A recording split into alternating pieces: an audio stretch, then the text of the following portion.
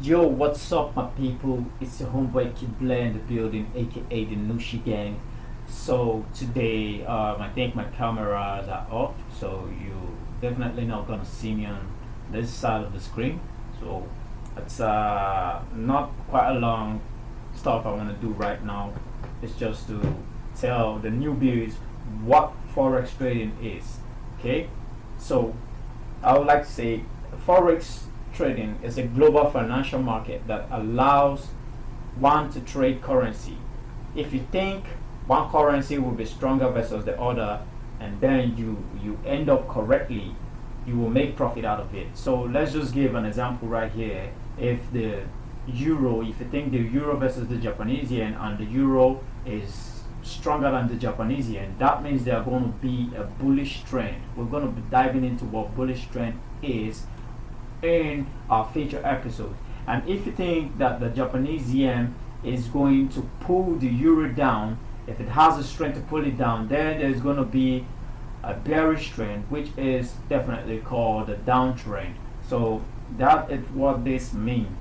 So once upon a time, before a global pandemic happened, people could actually get on an airplane and they want to travel, or they travel.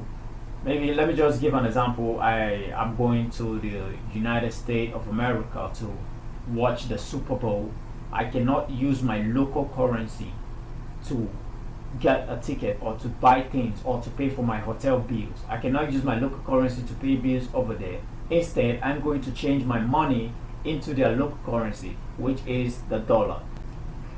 So we say an exchange rate is the relative price of two currencies from two different countries. Okay, like I said, you find the Japanese yen and think to yourself, wow, my $1 is worth 100, or my €1 is worth 100 of yen, 100 yen actually.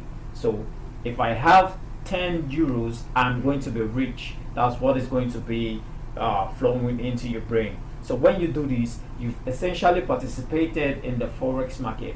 You've changed one currency for another. Or in forex trading terms, assuming you're an American visiting Japan, you sold dollar and you bought yen. So before you fly back home, you stop by the currency exchange booths to exchange the yen that you miraculously have remaining. So Tokyo is expensive, and notice that exchange rates have changed.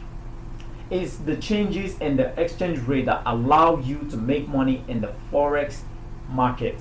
Okay, the forex market, which is usually known as forex or FX, is the largest financial market in the world.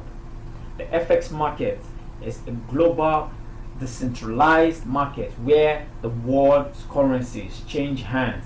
Exchange rates change by the second, so the market is constantly in flux. What this means that the market is moving continuously. It doesn't stay in one particular price. It always moves. It's either it moves up or it comes down.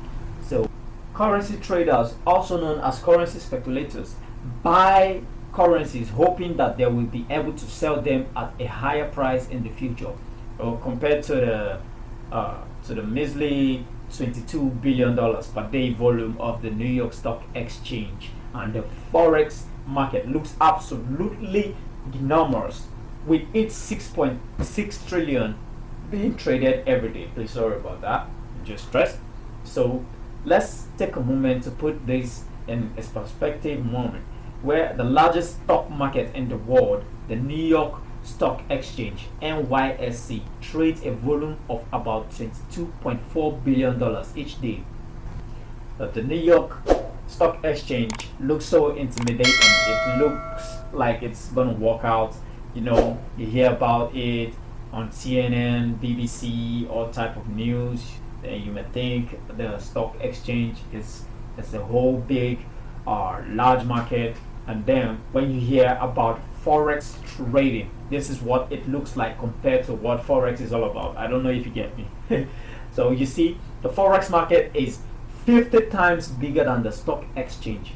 There are way lots of money being traded every day in the in the forex market. So this is what it looks like. So scrawny, man. So if you see a graph like this, you see the London Stock Exchange market, you see the Tokyo Stock Exchange market, you see the New York Stock Exchange market. You see the London Stock Exchange market, you have 7.2 billion being traded per day.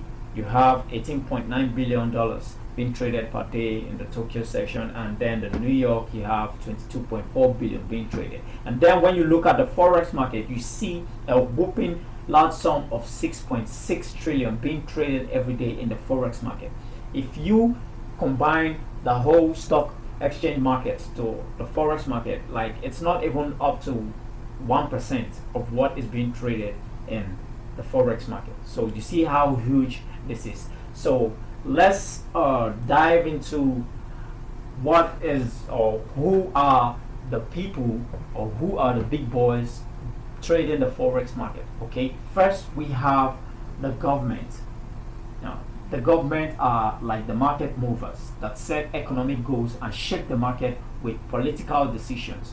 What they're trying to mean is that the government, they use the news to shape the market. They use the news to know the direction of the market. That's what the government do. So with that, again, we go to the commercial banks. These are private credit organizations that do most of the global currency trading through electronic networks. So what this is trying to tell us is that the roles of the commercial bank in Forex, they act as dealers in the sense that they are willing to buy or sell a currency at the bid or ask price at that moment, and they are able to monitor the activities of other participants such as the central banks, the investment funds, and the hedge funds, and they seek to make profit out of being involved in the Forex market. Thirdly, we have the central banks. These are the institutional big boys. These are the market makers. Okay, Forex trend setters that control the money supply in a given economy. So what they're trying to tell you here is that these are the smart money men, the smart money gang. These are the people who knows how to push the market, how to manipulate the Forex market. So if you want to know how the banks are being manipulative, or how they do place the trade, I'm going to be diving into that later on in the future. But right now, these are the big boys in the market. So we still have the corporations. These are the hedgers. These are like the brokers. These are the brokers. As a retail trader, you can just dive into the Forex market just like that. You need a broker.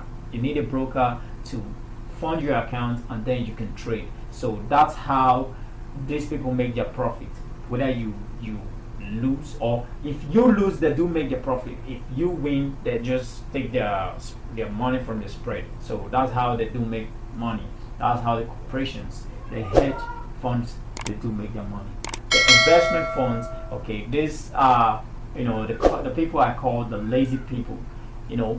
When I say the lazy people, these are people who know nothing about the Forex market, or they know that, okay, you're gonna invest your money, and then at a given period of time you're gonna be having some profits. So these are the investment funds. Let's just say, for an example, you invested $100 and you're expecting a $500 in return.